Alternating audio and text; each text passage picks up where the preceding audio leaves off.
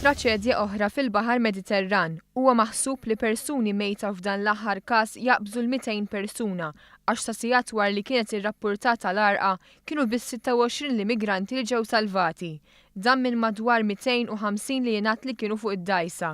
It-traġedja seħħet qrib il-kosta Libjana, fil-fatt kien kelliem mal-qawwa navali ta' Tripli li kkonferma l-aħbar li d-dgħajsa għerqet qrib post bl-isem ta' Taġura. L-istess kelliem qal li fil-baħar hemm qatta katavri fil-wiċċ u l-operazzjoni tas-salvataġġ hija waħda limitata ħafna minħabba n-nuqqas ta' riżorsi li għandhom il-Libjani.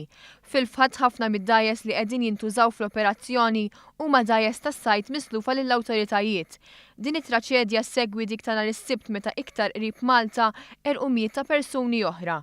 Minn dawn kienu salvati biss 12, b'9 jiddaħħlu Kreta u 3 jiddaħħlu Malta. Iddaħħlu wkoll f'pajjiżna żewġ iċsma ta' persuni mejta. Dak li seħħ is-Sibt qed ikun deskritt bħala qtil tal-massa, hekk kif l-immigranti li salvaw qegħdin jgħidu li l-bastiment daħal fihom apposta. Intant il-ħadd reġgħu iddaħħlu numru ta' immigranti l-Italja f'ħidma kkoordinata bħala parti mill-missjoni Mare Nostrum.